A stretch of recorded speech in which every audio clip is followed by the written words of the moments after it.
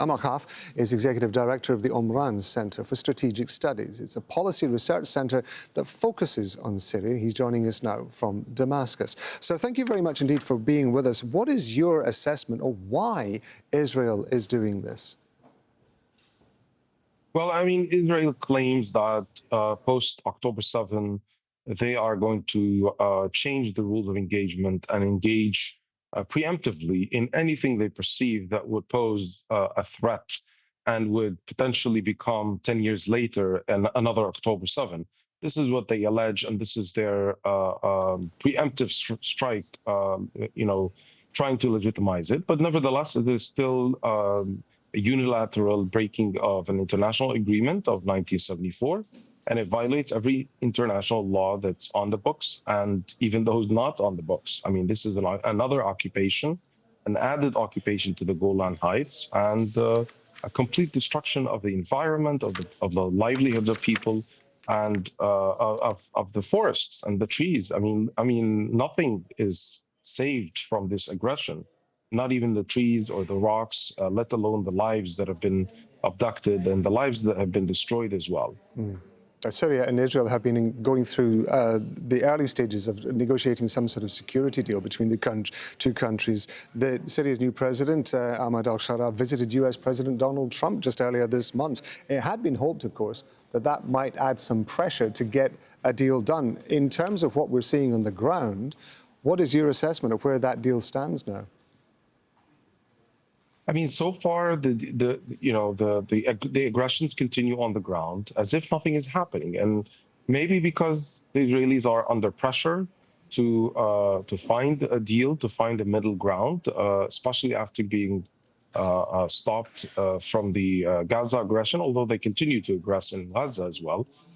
They, wanted to continue to instigate and poke the Syrian people and the Syrian territories. I mean, the visit by Mr. Netanyahu the last few days into Syria's territory is yet another aggression and another challenge that there's some impotency, there's some lack of accountability, that he's unstoppable, that he can bomb, Qatar, he can bomb Syria, 1,000 bombs since last year, even more, and an aggression into the territory and another occupation. I mean, we're talking about ending the occupation, not adding to the occupation.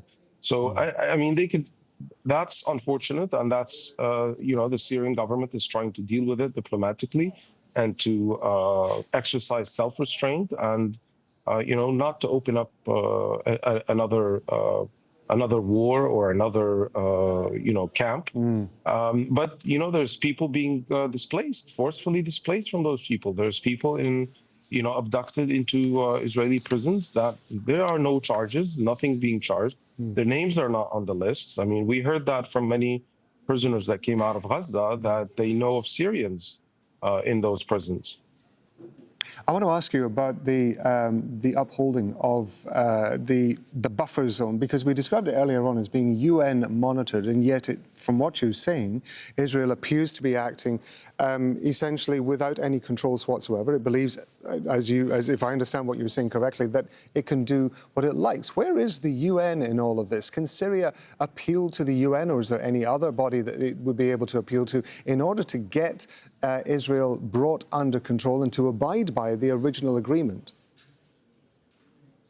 Well, I mean, we all know that Israel did not listen to the UN for so many years, and many UN Security Council resolutions have been left on the shelf by the Israelis. And so I'm not sure whether the UN has any leverage to put. Yet a few days ago, they posted a few flags along the buffer zone, but nothing more than that. I think a lot of people are counting on the Saudi government, the Qatar, Turkey, the United States as well, and especially Mr. Trump as well, to exercise further pressure that Syria cannot go back into chaos. Syria cannot go back into a zone of weapons coming in and out. But Syria needs to be a hub for connectivity, for economic development, for prosperity of Syria and the people around them. And so this really is one of the biggest obstacles today that are standing. And The Syrian government is banking on its relationship with the U.S. as well as Russia as well. I mean, Russia, China. I mean, the Syria's leadership has been traveling heavily to all the P5 countries, specifically to push for further pressure being exercised on the Israelis not to meddle into domestic affairs as well.